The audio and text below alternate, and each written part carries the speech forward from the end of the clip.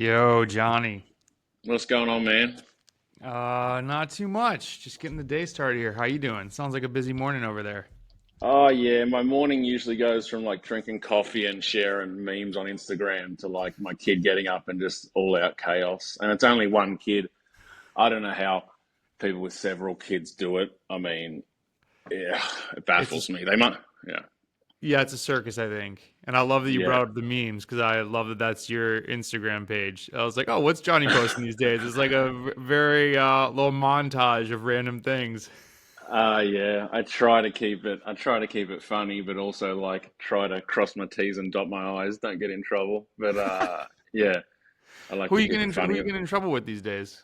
Oh, anyone, mate. Anyone.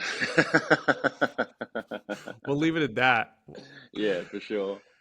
Thank you so much for doing this. It was very humbled to see your name pop up on our Instagram, and I was like, I've been following you since I started riding. And so this is 2008. You were in Rochester for Rochester Omnium. You were on, I think, Uh, Toyota that year, uh, and I had no idea about bike racing. I had just joined a club, and people were like all raving about this race coming to town. And I went down and watched the time trial. I think you came in third that day, actually. And yeah. then just fast forward, I think we raced Bank of America in Delaware, crit in that like super flat road race, probably like 2012 or something. It was So, uh, yeah. what, Wilmington. Van Wilmington. Poppels were on your team that year, I think, Yeah, yeah. with Yeah. UHC. And yeah, it was when you guys were coming to everything, and people were like, "Oh God, okay, well they're gonna go 1 through 5. Who can get sixth today? Anybody?" So I wasn't that 1 through 5. I was like doing the work and coming ninth. Or coming 20th. So exactly, see, doing the work and then still coming 20th. The thing that yeah. we're all like, "Oh, I got 30th today. Yeah, Awesome." And then so then when I moved to North Carolina, I'm like in the middle of nowhere on a gravel bike, and I'm like, I think that was a Floyd's kit. That dude looked like a legit yeah. cyclist. Who the hell was that? And someone's like, that's Jonny Clarke. I'm like, not Jonny Clarke. And they're like, Jonny Clarke. I'm like, what the hell is he doing down here? How long Yeah. have you always lived in the States, or how long have you been over here? I came here in 2008 Okay. to you said Rochester, to Toyota United was my full year here. And I lived in Boulder, Colorado for like 6 months. And then I met my now wife, who also raced. I met her at Philly, at the Philadelphia Classic. Mm. And the last few months I was here, I migrated to Asheville to stay with her. We were in Asheville for 10 years, and she was a registered nurse after cycling, and then became nurse practitioner, nurse midwife, and Caldwell Memorial offered us kind of a gig that we couldn't refuse. It was kind of as I was going from UHC to Floyd's, so my salary was dropping a bit, and she got an offer there. And I think it was a good time to get out of Asheville. It was starting to get a bit hectic down there. So here I am in Lenore. Yeah. Yeah. I think you're in a amazing place for riding. You have the warmer temps, you can still go to the hills, and it's I think now is when people in the Blowing Rock Boone area are getting a little bit jealous of people down off the Oh mountain. yeah, So yeah. That now they start. I was thinking you could be like Joe Rogan, and you have that. You know, have the assistant, and you could pan to him, and he'd show a map.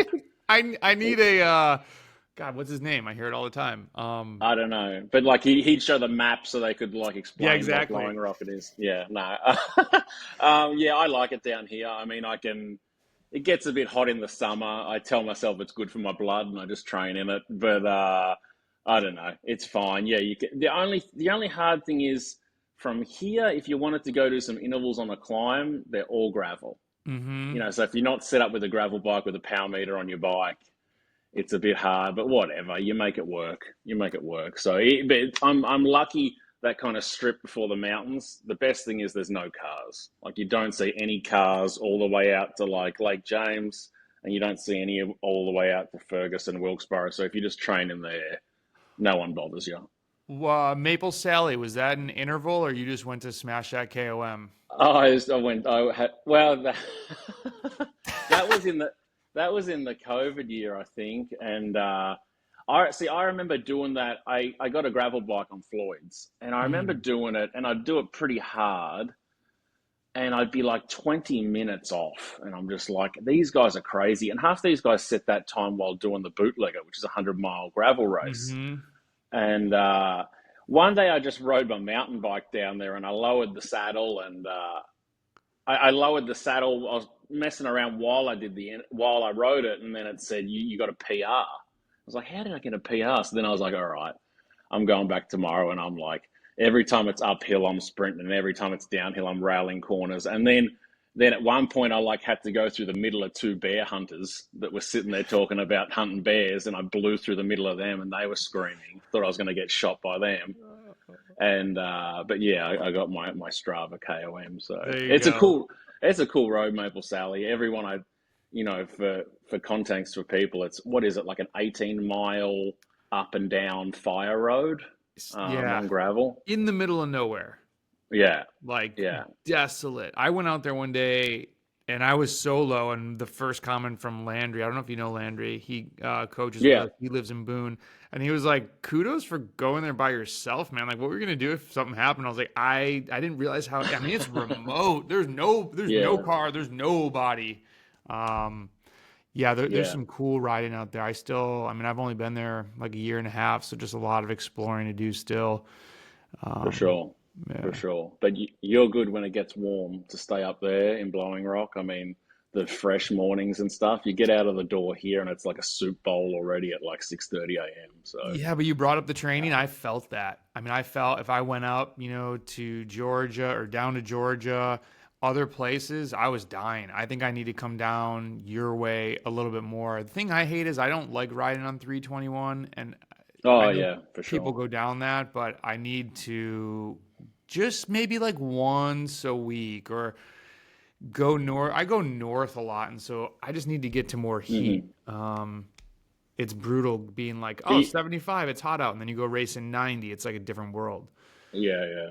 If you drop down 321, you can get off right at the bottom of the steep part. It's like Kirby Mountain Road. Yes. So like as you're going down the steep part, the car, you're almost going as fast as the cars anyway. So and then once it flattens out, I think is where's the dangerous part because then cars are buzzing you. But if you turn Yeah. right and get off Kirby Mountain Road, you can get into all that Collettsville and Do that you need a area on the gravel back bike for road. that, or can you do road bike?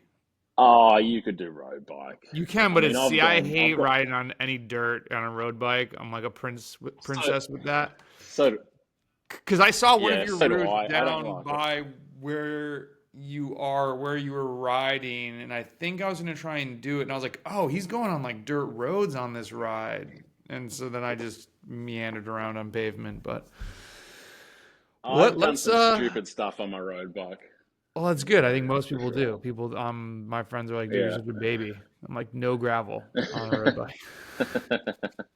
Whatever, It. whatever. Let's do a quick Yeah. intro for like the three people who don't know who you are. I don't want to introduce you. I'm more curious how you introduce yourself. So who's Jonny Clarke? Whew. Um, who am I? So I suppose I come from a bit of a. I'll go right back.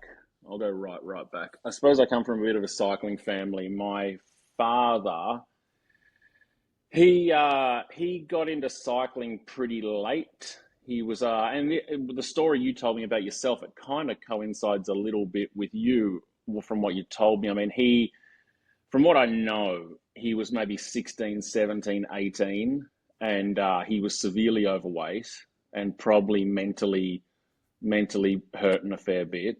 And he went to a doctor, probably not to talk about the mental side of things because you never did that in those days, but to more Mm, talk about how he can lose weight. And the doctor said, "Listen, mate, uh, the only thing you can do to lose weight is ride a bike because everything else will be too hard on your joints." way. And he went there like, this is the story, so like exaggeration here and there, right? But 16, 17, 18, he went there, and by he was 21, 22, he was at the Mexico Olympics on the track. It's So crazy. I think he just found the thing that like cured whatever drama was going on in his head and gave him an identity. And the more he put in, the more he got out of it. And then he was a cyclist ever since. I don't know, so many times Australian champion, this, that. We lived and breathed track cycling at home. And he's been a coach forever since after that. I don't know how many world champions he's coached, how many Australian champions, blah, blah, blah. So, and give me a timeout if you want me to stop talking, because I've had No, a man, coffee and that, and no. This is good. There's so no inbounds, out of bounds. It's just like the flow of a conversation. all right, That's sweet, super. sweet. And for people that know, according to Wikipedia, he was 17-time Australian national champion, which is freaking bonkers. That's just such a huge number. You've done more research than me. I always, when he tells me stories, I try to take a fraction off, the old man exaggeration stuff. So Right. like, you got to look in the middle somewhere. Well, I obviously knew your brother Hilton, and so Troy. He rode. He just wasn't as good as you guys. No offense, Troy. Is that, or do I not have the internet Oh no, on him? I think in some ways he made Hilton look slow. To be honest, he was Really? very fast. My brother Troy. Okay. Yeah. So his story actually is. So we all grew up on the track racing, even though I couldn't do it to save myself. I don't know what happened with the fast twitch fiber disposal, but Troy got a lot of it, Hilton got a lot of it, and I got like, I don't know, 0.2 of it. So my brother Troy, he was very fast on the track. He was a very handy rider. He could go well in the endurance track races and in the sprint races. Obviously, things have changed a lot. Guys don't do that anymore. It's much more specialized, but he was handy at both, which also made him very handy as a road sprinter. And he started coming to America in like 99, like getting the Greyhound from New York, from JFK to Allentown or T-Town, wherever they went, with these 2 cardboard bikes in the cardboard boxes. And he raced for a bit, and the story goes that when my brother Hilton first came here, he came on a team called Net Zero. There's that documentary about it. I don't know if you've seen The Hard Road. There's a documentary about that team. It's not bad. Well, Troy actually was the one who got that contract, and then Troy had kind of a bit of a career-ending injury before he was meant to leave to go and race for them, and he kind of finangled it and said, I can't come. So, my brother goes, all right, would you like to take him? Even though Hilton had got his results in his own, for himself already. That's kind of how Hilton entered America, was through Troy. And so Troy, my bad. I owe you an apology. I was like poo-pooing on you, and you actually got this game started. Yeah. No, he was very good. He's very fast. Just had had a bit of an injury, a traumatic injury, and it kind of took him out of the sport. Ironically, Troy still rides now for sure. He loves it more than ever. Hilton, I don't think from the moment he stopped has touched a push bike since. Really? Yeah, I think Hilton loved to win. Even though he loved the process, he loved training for sure. But I think Hilton loved the Hilton show, and Hilton loved his hands in the air, and he loved to win. And I think he was just done with the bike, where I think me and Troy are a little differently. I think we'll keep riding. Maybe Hilton will again one day, but he's back in Australia as actually a police officer, and he's working 40 hours a week and lifts weights in the gym. And I don't think he rides his BMX bike with his with his kid at the park, but he has not touched a road bike ever since. Okay. So he was just done and dusted. So yes, going back, Troy did race, and then got Hilton into America, and in a way, not in a way, 100%, Hilton got me into America after I was done with. I kind of went up through the. Well, we can go way back. I mean, I think when there was a big age gap between Troy and Hilton and me. I think it's like 6 years to Hilton and 8 years to Troy. Okay. And when I was younger, my parents busted up, so they should have. They weren't good together. I think I was about 4 years old. They were a bit older. So by the time I was like 10 or 12, they were maybe 16 and 18 or 18 and a bit older. They were going to races with Dad. You know what I mean? They were already leaving the house. And although, don't get me wrong, Dad always had me going to races. He always had me a bike. He used to get me a track bike, and he put brakes on it for me to ride to school in the winter. Right? So he always, I don't know how he did it on like a single man salary, but he always had us bikes, always. You know, so I'm not poo-pooing on him, but there was some trips where they'd go that it just wasn't point for me to go. So I'd be sitting at home scratching my head like, what's going on? And I think that brings me more to like, you know, I'm going to go on a rant here, so be ready for it. Let's go. I think that I think you know I've done a bit of my research. I've watched a few of your snippets of your podcast and stuff like that. And no, it's all good. And you know, I've seen a lot of like, you know, lactate, VO2, watts, glucose, blah blah. And obviously that's a huge part of this sport, you know. But I've always struggled with it, the scientific side of things, you know. And for me, whether that held me back or didn't, you know, so going back to when I was young, they'd be going to a bike race, I'd be scratching my head and I'd just have this burning feeling inside my chest, you know, like I couldn't be in the house, like I had too much energy, you know, going around the mental health roller coaster. I didn't know this then, but I think I know a bit more now. And when I talk about mental health, I'm not trying to be a martyr. I'm not trying to be the only one who goes through this shit, because lots of people do. Like, I'm not trying to educate. Like, I'm just telling you my experience with it. You know, tomorrow I could be flat on my face for sure. I don't know, you know. So I struggled as going through high school and stuff, and I was overweight, and I probably fueled a lot of that with food, you know, like trying to like just figure life out and why do I feel like this. And at about 15, 16, I was in high school disrupting the class, as I always did. And because I 100% had ADHD, like I couldn't sit still.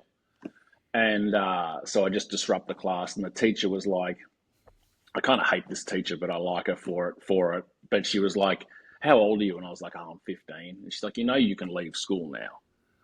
And I was like, okay. So the next day I came in with Dad and he signed me out, left school. And this is high school, what you guys might call middle school. I don't know. I'm still not down with it. And I went straight to the job site with him because he was always a carpenter too. Because all those old school riders, 90% of them were tradesmen too. You know, it was like so I started working with him. He was a lot more lenient with me when it came to taking time off to ride. You know, my brother Hilton, he's actually a fully qualified carpenter, and my dad made him work every second of his apprenticeship, right? But I think, as you see, as parents get into their kids, they get tired. Yeah. You know what I mean? And they're like, they get tired and they're like, I can't do this anymore. If you want to ride, go. I don't care. So when I first got my first road bike, and as I said, we're a track family. The road bike was like, what's that thing? You know, that's to ride to the track and back. That bike there, right? So I figured it out, and I was like, so I started doing these long road rides. I was like, I can stuff my pockets full of food, right, and ride for 5 and 6 hours, and I get rid of this. I get out of this house.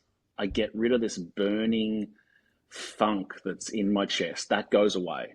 You know, that's gone. I'm losing weight. I see muscles in my legs, maybe one vein, you know, and I feel good. You know, the rest of my life stagnated. Don't get me wrong. Like socially, everything else, women, I should say girls at that point, that all stagnated because I was putting so much time into riding my bike, which was a better option than feeling crap all the time. You know what I mean? I was like, and then suddenly I'm finding myself in front groups in races on a road bike I never, ever dreamt of. So I was like, this is win-win for me. You know what I mean? Like I'm curing all this funk, and I'm moving ahead, and suddenly, you know, I'm at the Junior World Championships, going to them as a first year junior, and it kind of escalated like that. And the reason I bring this up when you talk about like the, you know, all the technical training, is that my medicine, and it still is now, is like zone 2, diesel, tempo. We call it SE. You know, I think Americans call it muscle tension, like all into steady state. Like low cadence? Yes, with low cadence. Okay. Yeah.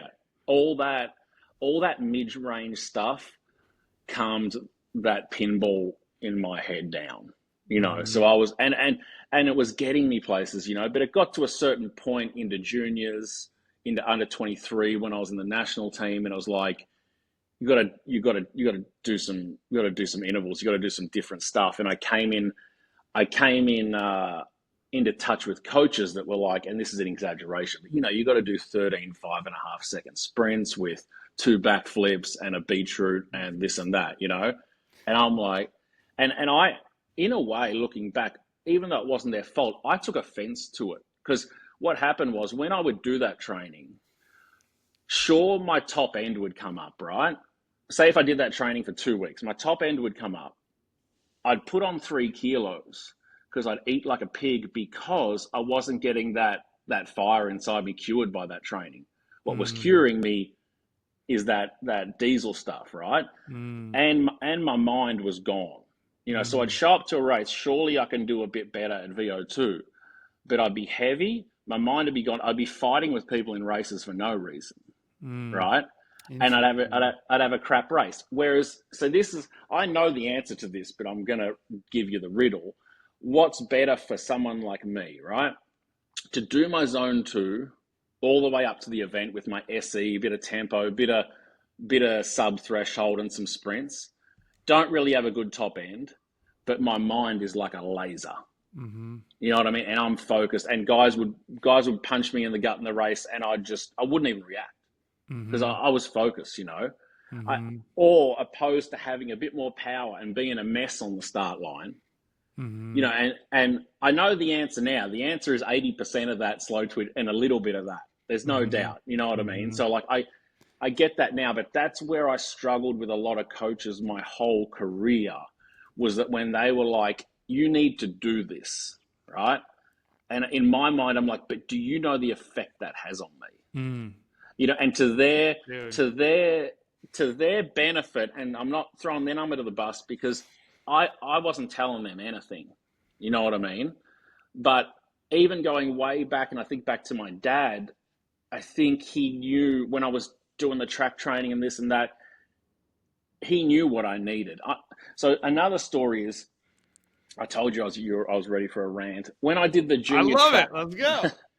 when I did the junior track worlds in Melbourne. So I did the junior track worlds, and it was Melbourne, hometown, huge deal. I was doing the team pursuit and the Madison. I was very good in the Madison because I could critically think, and I'd watch my brothers grow up racing them. Explain the And, Madison real quick for people who don't know what that is. okay, it's the one where there's two riders on the track, but there's actually one in the race at the time, and you actually grab your partner and sling them into the race. You go up to the fence. Cool. When the bunch catches you again, you come in, and it's run on a points race system. Okay. So there's a lot of, and don't get me wrong, I know, to track racing now, I know nothing.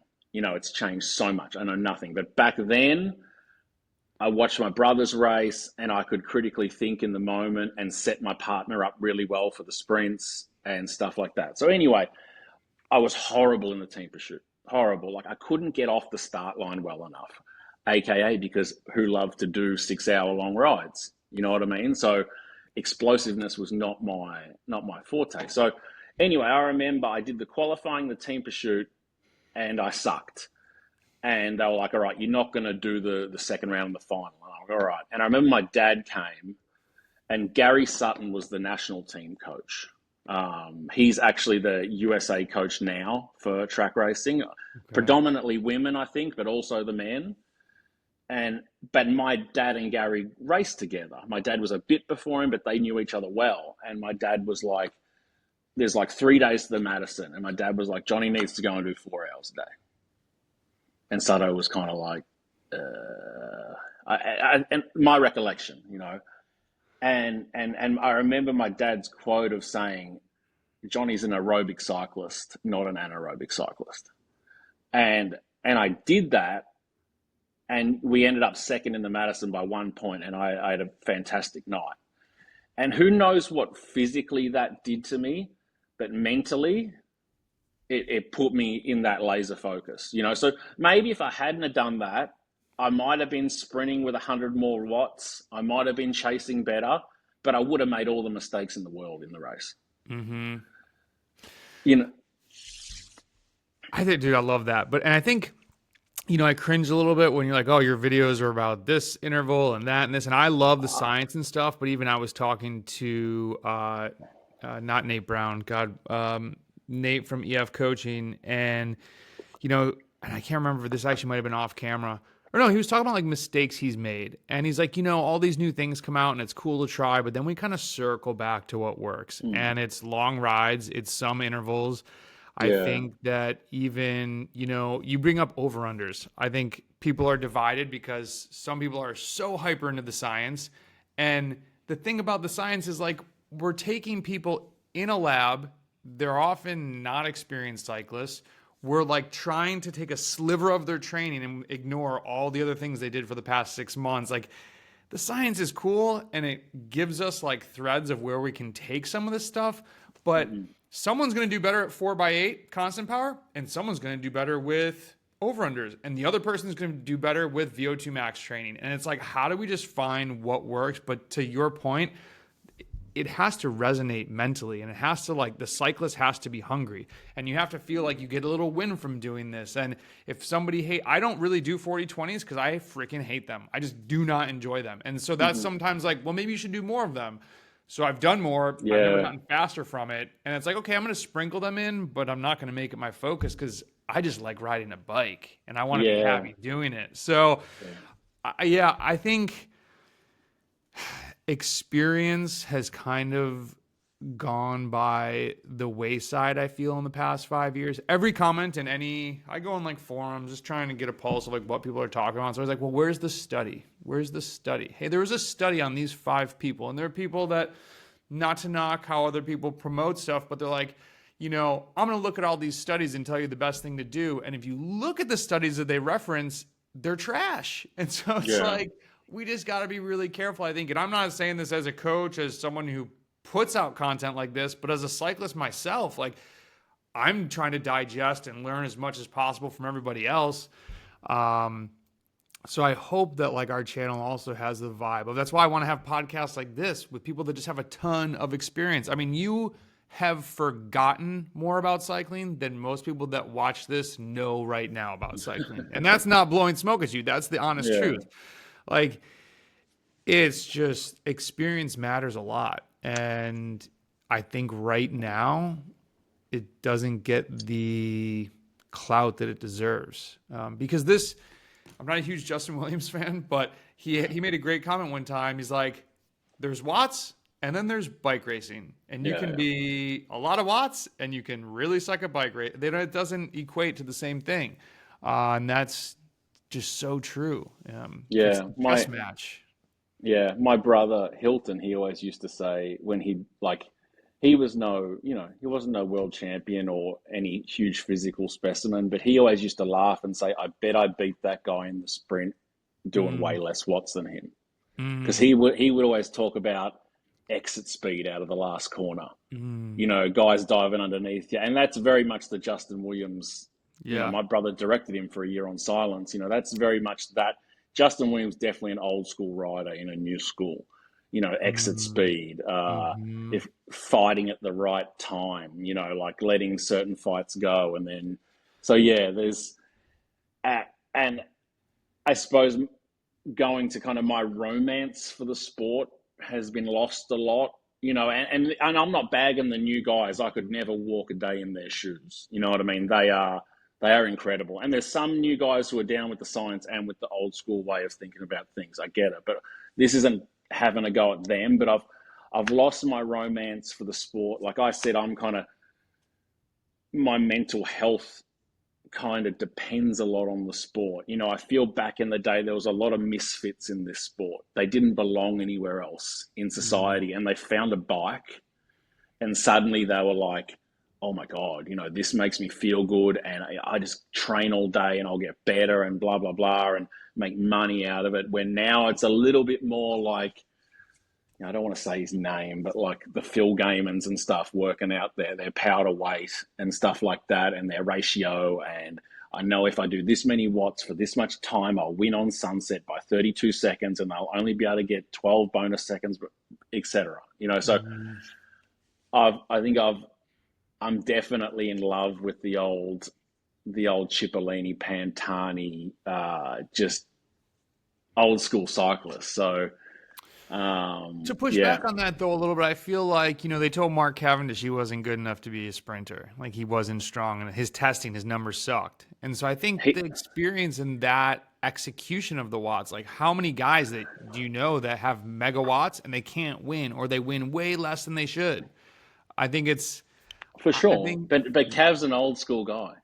yeah, 100% he falls into that old. I'm sure he's into the yeah, science and shit, but I don't know him.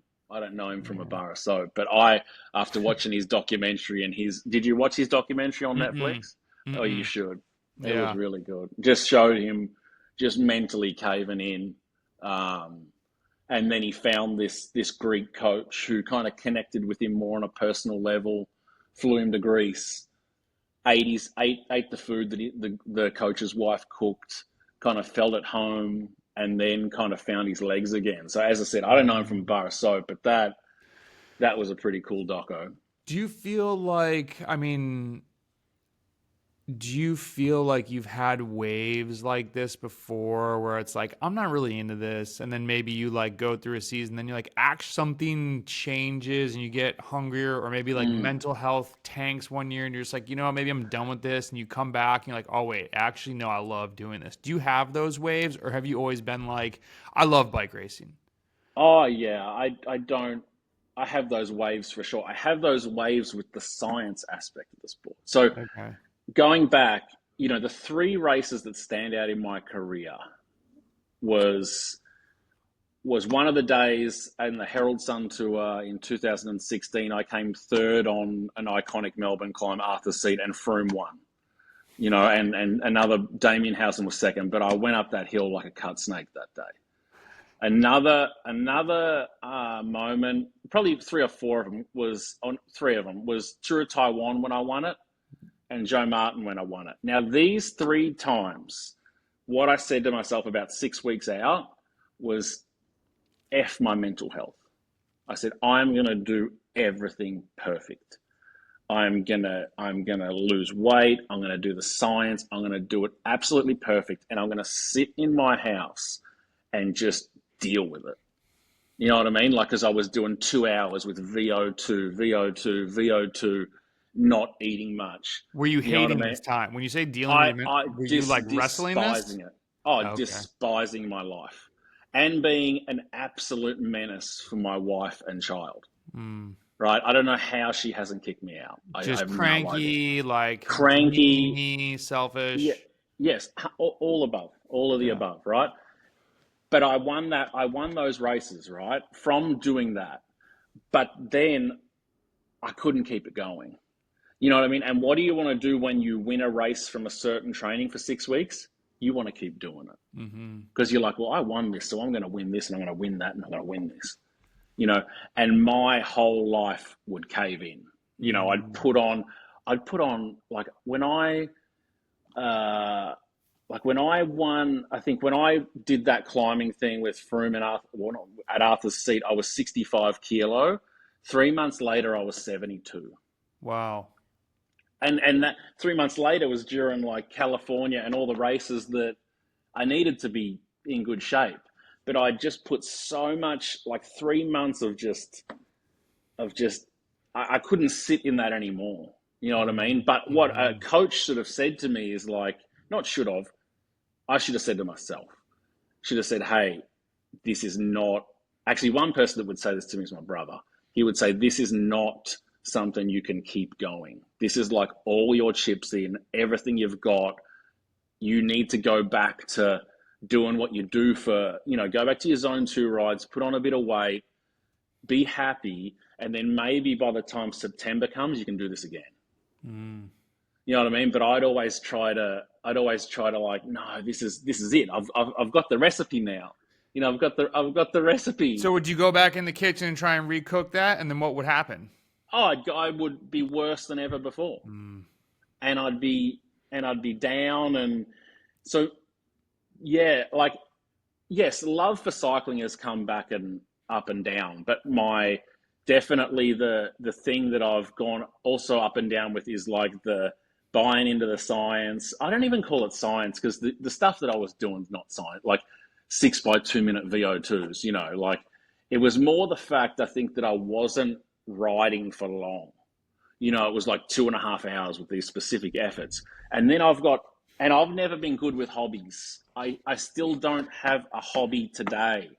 Do you know what I Cycling. mean? Like, yes. So when I found the bike, as I said, the rest of my life stagnated. I just put it all in the bike, and I watch my wife now. She 100% has ADHD. 100%. She runs, she works, she gardens, she hikes, she does everything. But I think in her upbringing, she was taught that there's other things in life. Nothing against my parents. I wouldn't have heard it in the moment. If my mum tried to say to me, "Don't do that ride today, let's go gardening," she would have heard my feet clip in and me leave the door. Mm-hmm. You know what I mean? So that was the hardest thing for me, training a little and then getting back to the house and then just hearing, and then my mind just start like a ping pong ball, bing, bing, bing, bing, bing, bing. Like that was always like, if someone said to me, "You've got a big 1 day race right now," right? And they said, my preferred training, like if I was fresh, I would rather do 3.5 hours zone 2 the day before that race than an hour and a half with 3 sprints and some VO2. And I know what's physically better for me. It's that hour and a half, just open up a bit, don't wake the body up, keep the glycogen in the muscles. But like, I would rather go and do 3 or 4 hours because I know I would be much more mentally steady with that. But so that's been my well, yeah, and you might, that mightn't be physically better, the other one, but I know for my mental state that it's essential. I mean, I'm laughing in my head because I think we all think that. I think we all think less training, be fresher, that's better. There are a million times that athletes have been like, "Wow, I raced so much better on Sunday than Saturday." Or I went and did Tour Baton Kill. It wasn't when it was the pro race. It was 2 years after.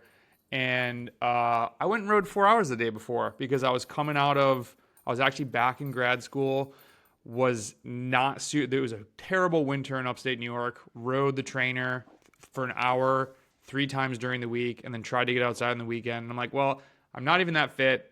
I need the miles. So I rode 4 hours and I got dropped. I want to say his name is Brian Smith. He ended up racing for lupus. He got a contract from this win.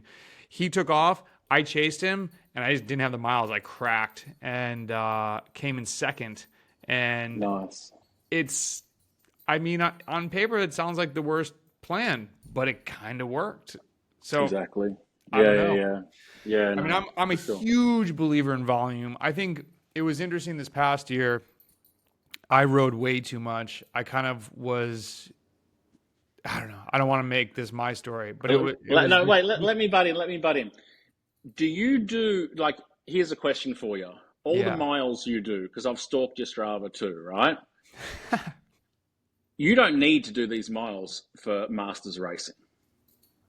You just call me a Masters racer. Shit, dude. Oh, no, that's what you race. If it's a crit, I do Masters. If it's road racing, I watched you at Winston-Salem do the Masters. That's I why actually I say that. saw you there, and I was gonna come say what's up, and then you were like chatting with some people. I'm like, this is kind of weird. And then I saw you on the race course. I was like, I'm gonna say what's up after. And then you would bounce. Like, damn, that was my opportunity to be like, yeah, what's up, dude? I've been following you for forever. Let me fanboy for a second. I had a shit race. I got straight out of there. But going back to your training, you do this because you love it. Yeah. And because it does, like you said to me in that quick message that, like, of your background, that you were struggling a bit when you're younger and you're overweight and you found the bike. Yeah. So it obviously soothes you. Oh, dude, cycling saved my life. I get emotional thinking about it. If I did not, I believe a higher power put cycling in my life.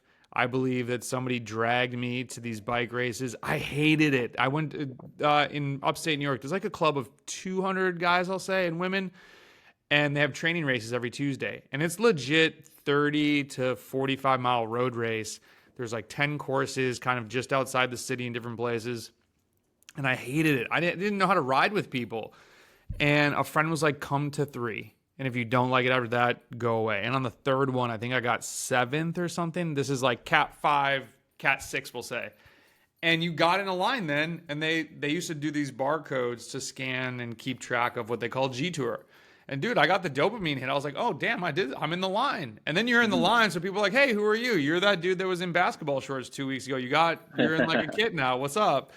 And I needed like a club. I needed some people besides all my bar friends. And it was like, okay, this is cool. Like I'm gonna come back to this. And then just got some mentors, and a guy was like, why don't you stop drinking? And I was like, and then just slowly started. I mean, I got pegged in a bike race, and this girl was like, did you drink the night before? And I was like, no. She's like, what did you do on Friday? I'm like, oh, we like raged till 5. She's like, in the morning? I was like, yeah. She's like, that's why you did terrible on Sunday. I'm like, what? But I slept it off on Saturday. She's like, you really know nothing. No. So yeah, I took my life in a totally different trajectory.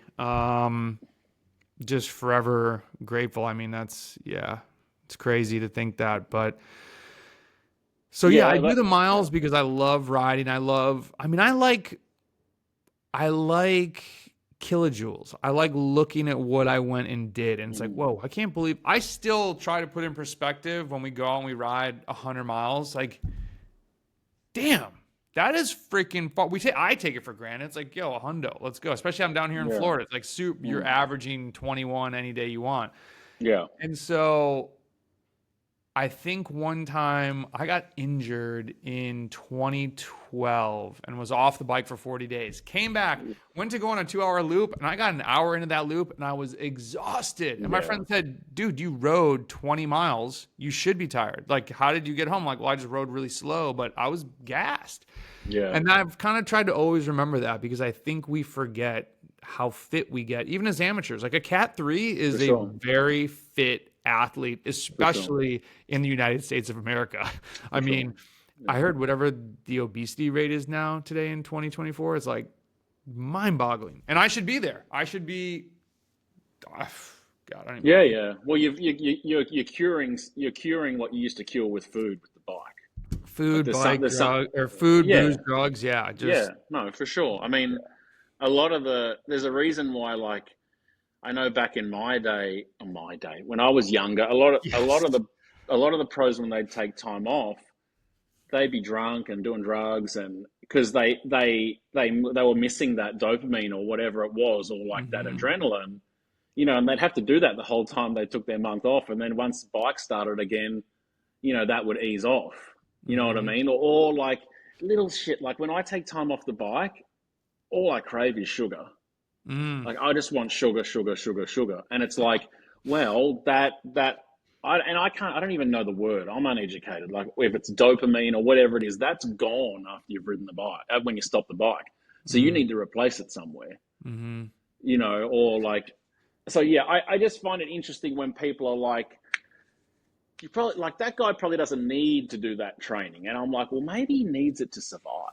You know what I mean? Like maybe, I just get pride from it. Like I'm really, and I think I don't like adventuring. Like I don't like when I was down at Maple Sally, I don't like that I don't know where I'm going. I know other people, like I'm the exact opposite of Lachlan Morton. Like let me go ride for 20 hours and see where I end up. That terrifies me.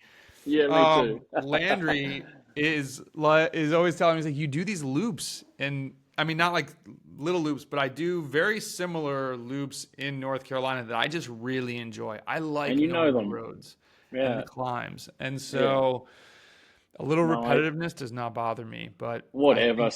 Well, I worked at UPS this off season, man. People throw the same packages for 12 months a year, and pro cyclists want to complain they don't have another loop. Yeah. Like, give me an effing break, like whatever, like these guys go in there every day and do the same stuff every day, and we complain that, not a good loop, or the interval climb wasn't good, or we need to explore a bit more. It's like, come on. Yeah. Give me a break. But I will, to play devil's advocate to that, when Landry does make routes that I don't know about, we'll have to get you out on some of these. He's put together some mega rides, and I was like, damn, we should have invited Jonny on this. Like maybe he would think this is cool. Yeah, but I'm like you. I'm OCD. I like doing my own thing. like I'm in Yeah. control. And I think sometimes people are like, think I'm a bit of a douche. Maybe I Oh, am.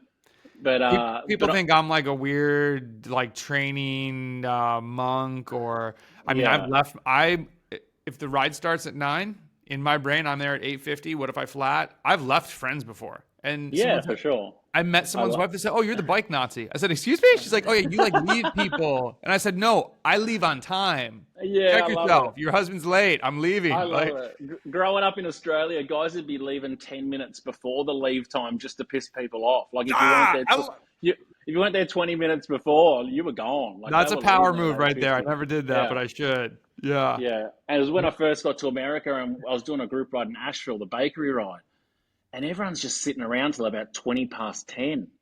And they're like, "Oh, we've got to wait for Joe Blow. He's had a rough morning. Oh, He's gonna." hell And I'm no. like, "What?" I'm like, Yeah. "No way, man. I'm on the road. This That's is crazy. I'm just sitting here with this bubbling, anxious energy to like put into the pedals. I need to leave."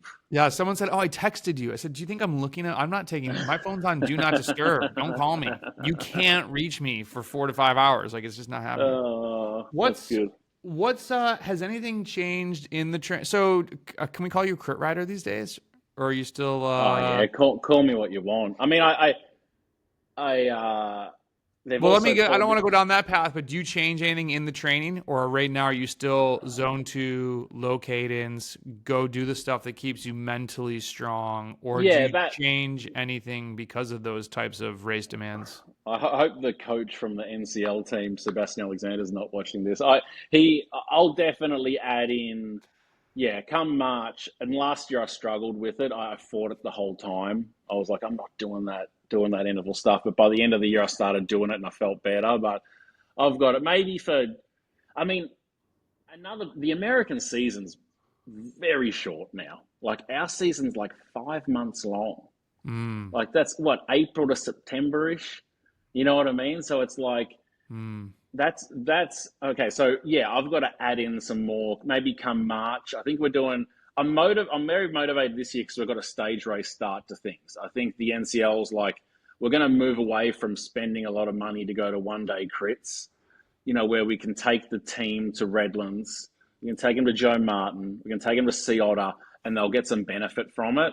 mm, And then we can like go to the bigger crits, maybe Tulsa, stuff like that, and do our NCL races. mm-hmm, So I think I'm very motivated this year because I do love stage races. That's my mm, love. You know what I yeah, mean? And we mm, are starting, I think, with Redlands and Sea Otter, then on to Joe Martin, then on to Nationals.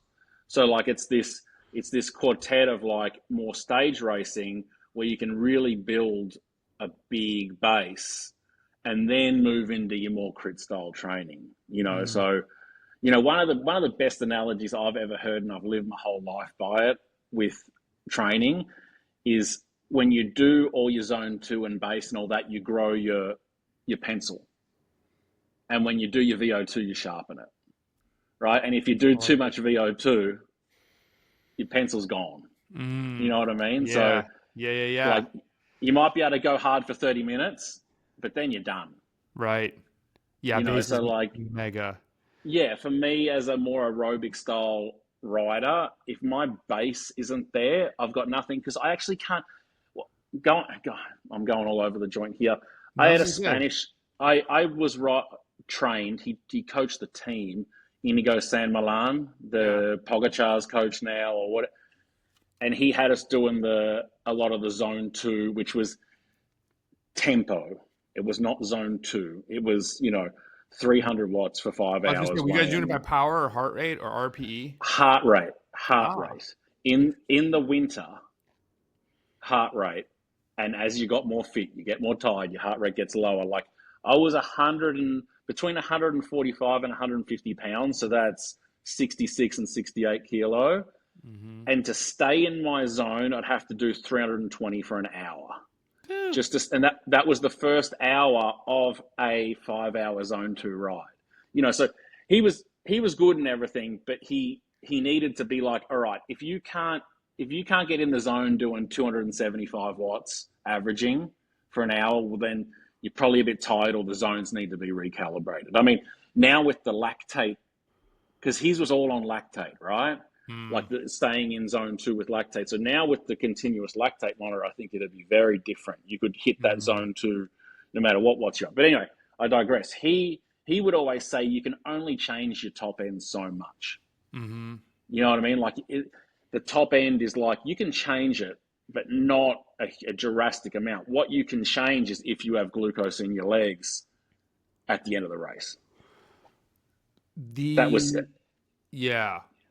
Okay. So do you feel like when you were talking about him really making it more zone 3 at that power, do you feel like you were going too hard, or it was like Yeah, I think it was too hard, especially once you got in the. But to his defense, he wasn't personally coaching us all. So when you have a coach on a team, you got 12 athletes. Who knows what the team was paying him? I don't know. So like that also depends. Like you got to be a bit more broad spectrum with your training, where maybe as you got into the season, or as I said, he could have told you a bit more key things. I didn't know anything. I just knew I had to stay between 150 and 155 for 4 or 5 hours. My max is 180. But as you get fitter and tired, that's hard. So I think it was too hard because, but it depends how much you do of it. Right. Like I've had other coaches that zone 2's like just a bit above endurance. So maybe 240 to 270, for a guy who doesn't, a middle range weight guy, so that you can bang in day after day. Like I can average that and do multiple days. With Inigo's thing, I had to do a day and sit on the couch, maybe 2, and do it again. It got me some good form, but it was just a matter of like, you could probably do more of it, a bit less, which would add it into what I like doing. Or if you didn't like riding your bike, there's the other end. So Yeah.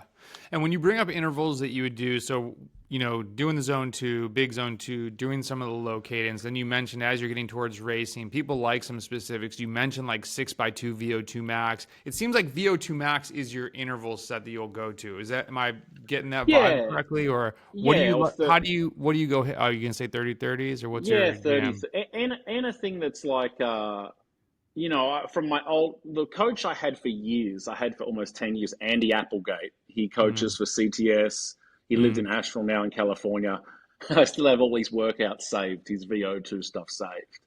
And he's a great guy, great coach. And so to me, it's anything. Like he'd have like some workouts were 10 by a minute and a half. First minute was at VO2 and then a 30-second attack, and you do 3 minutes. To me, it doesn't really matter to me. Like, but VO2, if you're just going to do 6x2, it's VO2, but it's not really race prep, right? Because when in a race do you sit there and do a perfect VO2, right, and then a rest? So to me, it's more like you can do the VO2 stuff, but also like he'd have certain ones that were like, you could make a heap of them up. So I don't really get too possessive over what they are. I just know that I'm going to get a benefit from that. So you make a really good point that I think is kind of what we were talking about before, about there have been intervals that I see people in forums be like, but what is this physiologically working? And it's become this like, I'm only training VO2. I'm only working on threshold. And people will poo-poo on like give a 30-second attack, ride in a pace line for 2 minutes at like tempo, push it at threshold, and then go ballistic for a minute. And they're like, well, what does that That's work? A race. I'm like, That's a race. That's a race. Yeah, bike race. And for me, and I'm only going to speak for myself, but when I'm in those situations in a race and I'm thinking, I've done that, like, okay, it's about to ramp up, or, I'm in a group of 6 dudes and it's like, oh, here's the sprint to the sprint to the sprint. When everything's popping out of your eyes are popping out of your head, it's like, I've done this. And you win. It's like, whew, I can't believe I just did that. But you've done it all these other times. It's like, the dress rehearsal. So I think, kind of going back to the science and the experience, we've got to blend everything together. And I think, structure has a really good place, but it's also this go race, go do dress rehearsals, throw in some group rides. Like, everybody needs something different. It's like, you got to read the athlete if you really want to help them get to their top. For sure. Do you go in the gym at all? Oh, Well, I should. You sound so Not sad. I should. I should. No, actually, the year I went from UHC to Floyd's, I stopped pretty early in the year, and because I was having my baby, so I did Utah and I stopped, Mm, and that was the first time I had a long off season. Like usually on UHC, we'd race till like October. You'd have a few weeks off, and you'd be getting ready to go to San Luis in January. So there mm, wasn't a lot of time, and I never.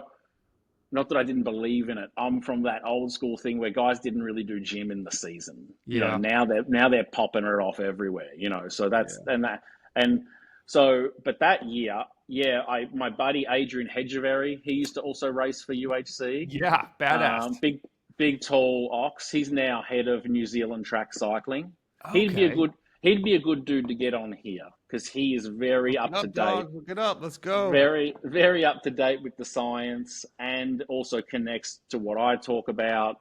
But he was in Asheville, he was training for the Olympics, he did the Madison with Holloway, and Okay. he got me in the gym, and I did about 4 months of gym, and I became addicted to it. I loved it. That's You know what I awesome. mean? And Yeah. then I won Tour of Taiwan, and the first stage I won in a small field sprint, and the second stage, the one I had to, the other one that kind of clinched me the title was in a small field sprint too. So like, gym had to have something to do with that. That's 4 months awesome. of it. Do you feel So like you felt it also climbing? Like I just feel my core gets so much stronger, more stable. I feel more solid on the bike, and that even my arm, like getting out of the saddle. I'm not a big dude, so I think the yeah, best compliment I ever got was Ford McClellan. I think your team, Daniel Diaz, won that year. I think he was on yeah, your yeah. team. No, Hadamio won. Yeah. Um, And Eric Marcotte comes up to me. He's like, "Yo, big boy, getting over the climbs today." And I was like, "Oh shit!" Eric Marcotte just said something to me. Marco. But the gym, that has always been mega for me. I feel like it's a game changer. I know it's some people are into it, some not. Hey, I want to be respectful of your time. Are you good to go for a little bit more? Or do you gotta? Yeah, yeah, for sure. I'm gonna probably try to ride at like 11, so there's another hour. I'm good. Yeah. Now we'll make it 15 minutes. All right, sweet. Yeah, yeah. Tr- I'm saying another hour, and you're like, nah, brother, you got no, 15 I don't minutes. want to take up your whole morning. Even though people do love the long format, did one with Colby Pierce, and he sent me a calendar invite for 2 hours. I was like, oh, 2 hours. We talked for 2 hours. I was like, oh, dude, Colby's going in. And someone's like, Cool. Colby only does mega long format. So I was like, let's Sweet. go, let's go. Nah, we're good. Do you Whatever you need. do you feel so? I appreciate you sharing kind of about some of the mental struggle, and maybe this is intertwined in some of this. Like any missteps in training that you felt over this super long career, where not to poo poo on a person, but like maybe a method or like you're giving some kudos to lifting. Did you ever try anything that just you're like, this just does not work for me, whether it's a specific technique or maybe a type of periodization, or like maybe it was simply like, hey, I got away from my zone two training. But does anything kind of pop out when you think of a misstep, mistake, something you change maybe? Well, I just think I wish my entire career I was less emotional towards the training.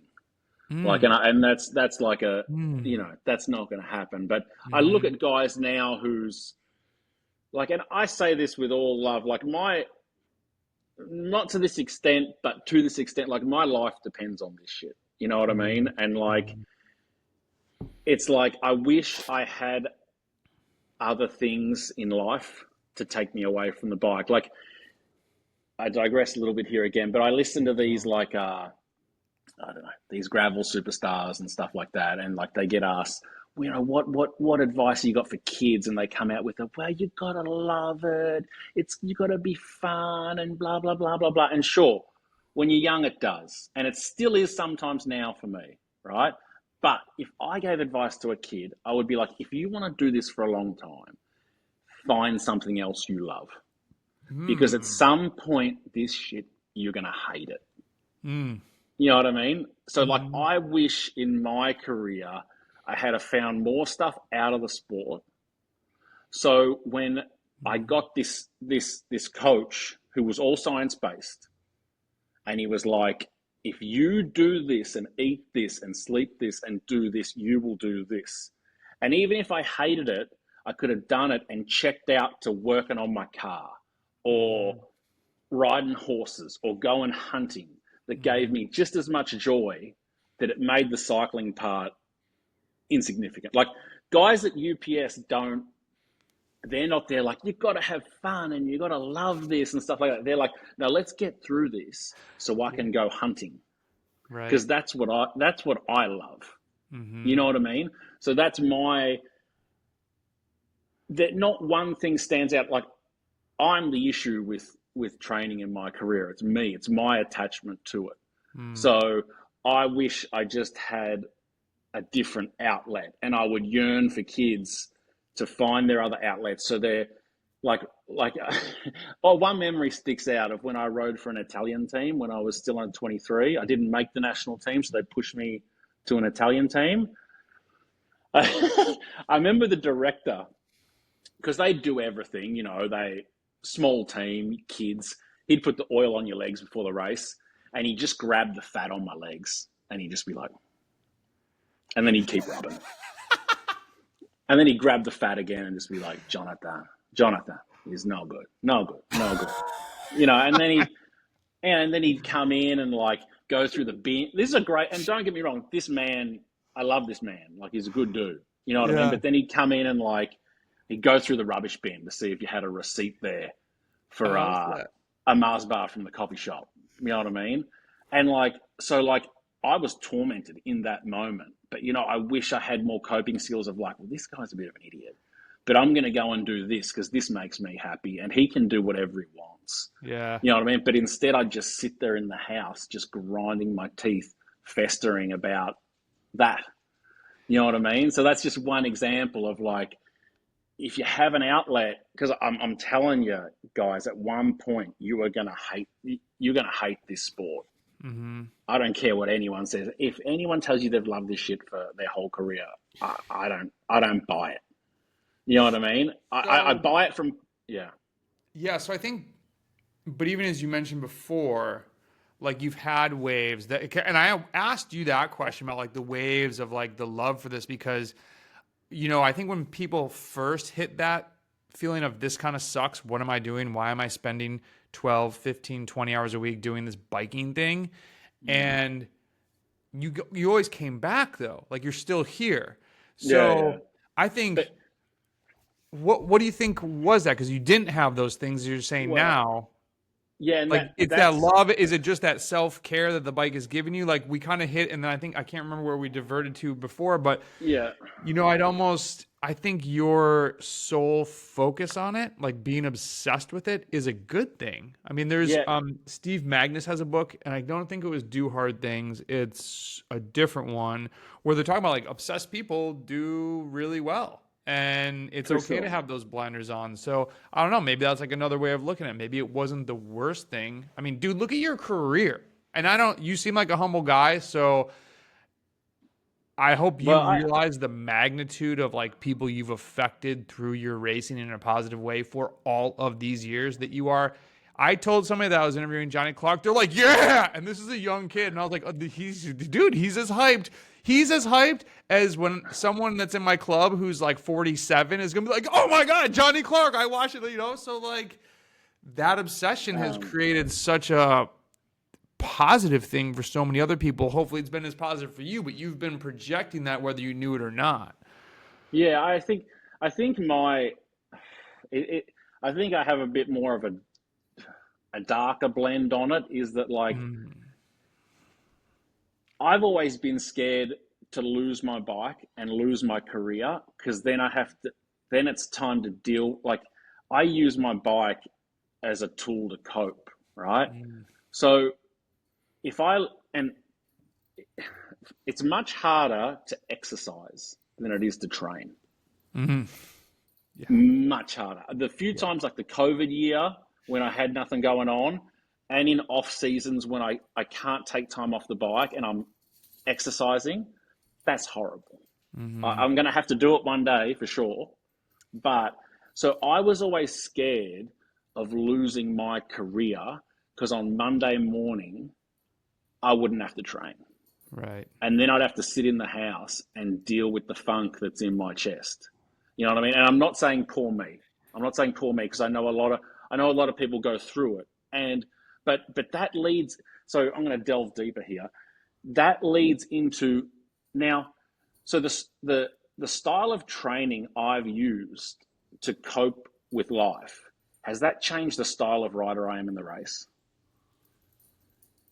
Now, so if I loved, I would say no. How do you well, see but that? okay. So if I love, okay, maybe not the style of training, but my mental state, right? So when a Ah, director comes to yeah, me yeah, and yeah. says, "I'm going to pay you $2 for the year, and you're going to ride the front every race," and I sidetrack a little bit. If I didn't have my wife, I wouldn't be able to get paid $2 a year, but because she's carried me through a lot of the sport. But Mhm. if if if he said that to me, and it was a matter of like career, like you got a team or not, yes. You know why? Because if I don't do that and I get fired on Monday morning, what do I do? Mhm. So it's never been a matter to me of like, I don't want to do the work for that guy, or I Mhm. want to win. It's a matter of me of like, I got to do what I'm told, because if I got to keep this job and I got to get a contract next year, because if I Mhm. don't get a contract next year, I'm in trouble. Mhm. You know what I I mean? got So you. Yeah. it's a lot, a little bit darker. Like I always say, persistence pays off, and it Mhm. does. But I think a lot of my reason for persistence has been, I'm scared. I'm Mm. scared not to have a reason to train. Fear's a big motivator.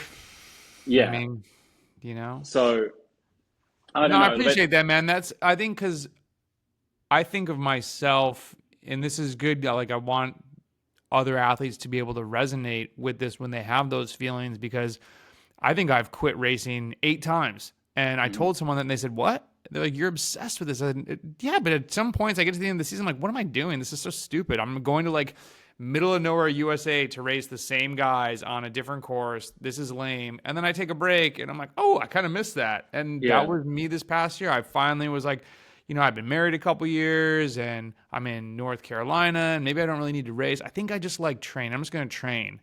And then a couple months in, I was like, this is kind of lame. What am I doing this for? I said, maybe I won't ride. My husband looked at me, he's like, dude, what is wrong with you?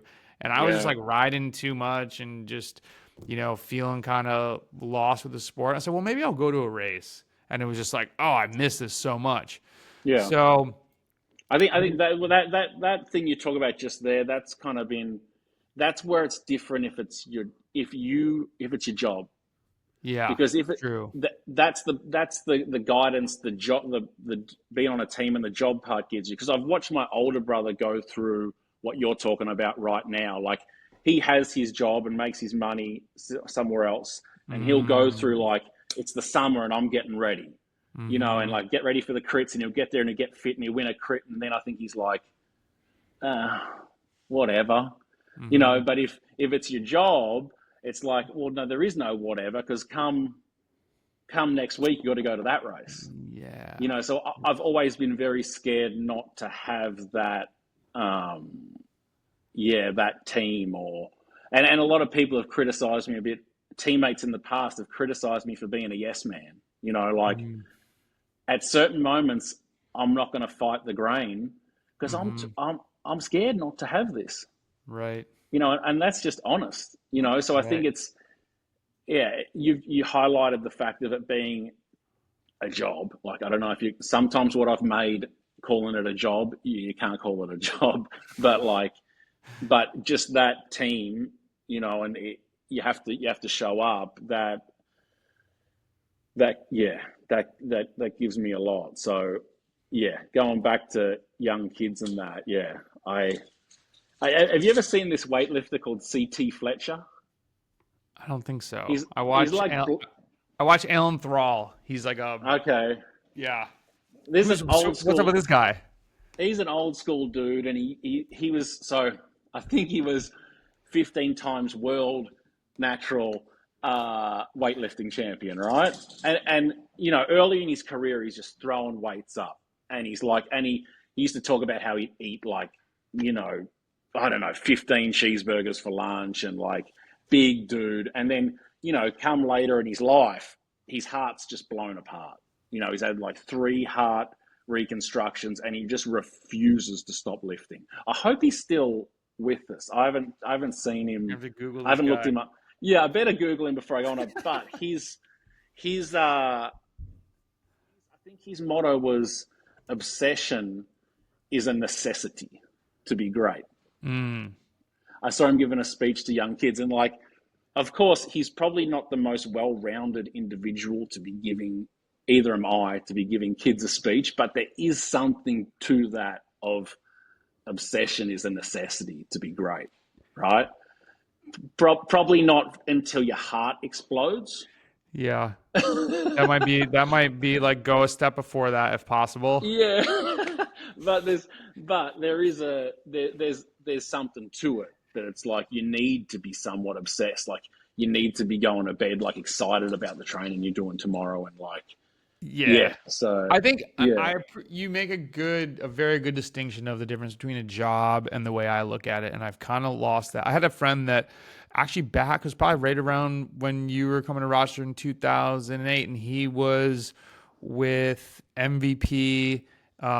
It was just I don't think they were a domestic pro team. I think they were just Cat ones, but he is like, mm-hmm. I said, man, it'd be so cool to ride your bike for a living. He said, that changes racing. It's a whole lot different when that's your paycheck and everything depends on it. And so, yeah, Yeah. that's interesting. CT Fletcher still alive, kicking, 64 years old in Pine Bluff, Arkansas. So shout out. Why didn't you get your assistant to do that? I know. Jamie, that's his name. We needed Jamie. Maybe I can get Landry to do that. Oh, one more question I got for you. Yeah. Told that your husband helped invent Invisalign. You were told that. God, Yes. who told you that? I wish that was true because we would be balling right now. No.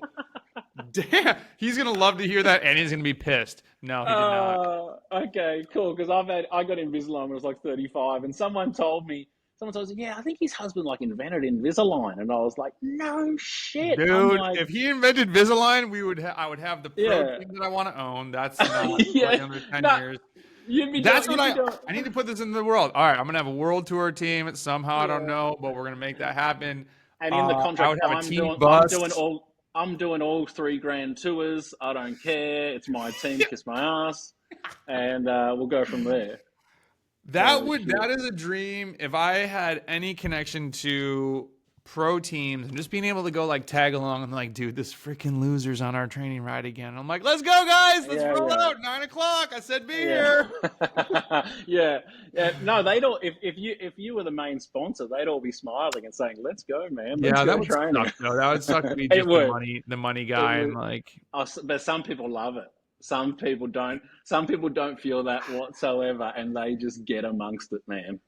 Yeah, You just got to fly to Mallorca about this time of year and do some of your intervals and blow past the pros, I know. and then just be like, it. Oh man, dude, I've super enjoyed talking to you. My last actually. So you're on Instagram. That's usually my last question. But since you brought up the piece of advice to kids that you would alter, would that be your piece of advice of like, sure, do the cycling, but have other things that you experiment and find a love for off the bike? 100%. And don't be listening to me all jaded. You can love it for the first 10 years that you do it, but like I'm just saying, at some stage that's going to dwindle, and you're going to have to find something else. You say and jaded, man, but I think that's experience. That's not jaded. That's like you've been polished in a way and you've experienced. But some people these days would be like, oh, you're grumpy.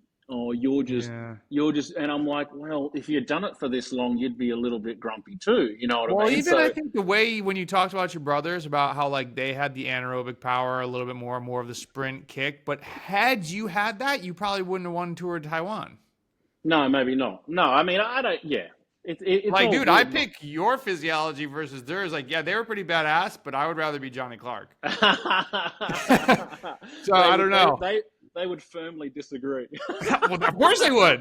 Like, look at the cards they're holding. They've got theirs. They're like, damn it, Johnny. Yeah. No, I enjoyed it. Thanks, man. I didn't mean to also tell you that like your podcast is just training, blah blah blah. But I wanted to come at it from a different point of view, and I think a lot of the younger guys I've seen on here, I didn't really hear them talking that much from that point of view, and they're younger. Maybe at 25, I wouldn't have come in on here and spoken about this. You know what I mean? But Right. I think it's good for them to hear. So I think it's like, I appreciate your message. Being like, hey, if you're looking for a science guide, that's not me. And I was like, no, I'm looking for just you. Like yeah, whoever you are. Everyone's got their own story. Like, I don't know if you know the name Shannon Malseed. I did one with her. She was Australian national champion. She yes, won her first attempt and then quit the next year. And so yeah, she's more of like she struggles with like, how do I put the type of coaching in that I am? She's like a transformational coach, has this business.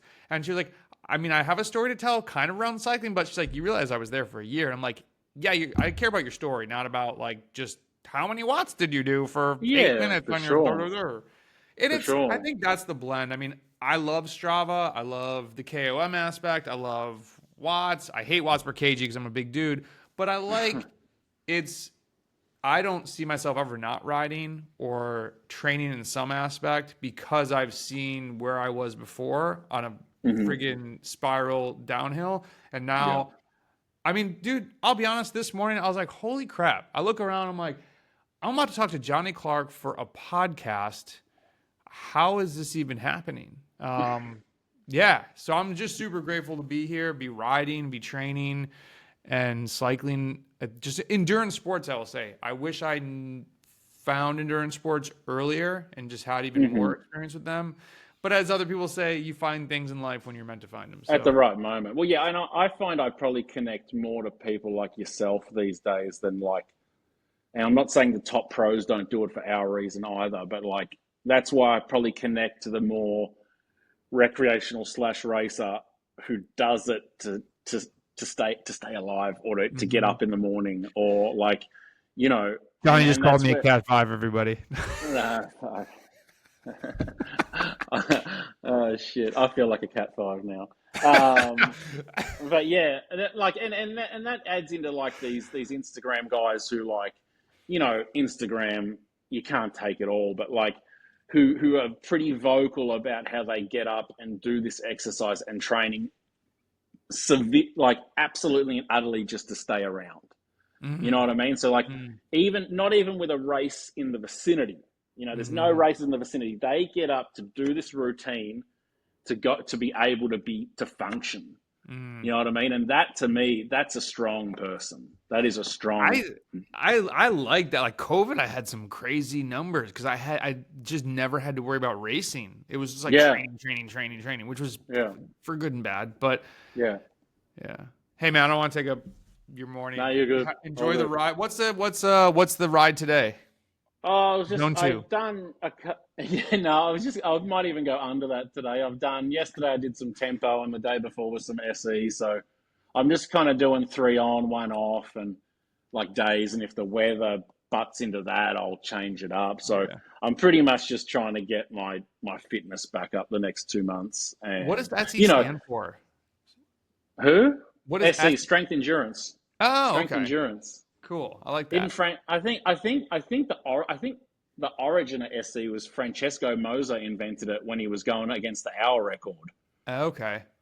and he was, and now Uh, it's blended to like some guys do it very low intensity. I know Greg Henderson. I don't know if you know him. He'd also be a cool guy to have on here. Dude, he's my highlight reel. I came in 10th at Fort McClellan behind Greg Henderson. I'm always like, you guys know Greg Henderson from Team Sky, right? Dude, him and one of the Padilla brothers were trying to drop me. I don't know if you remember that course. It had like this.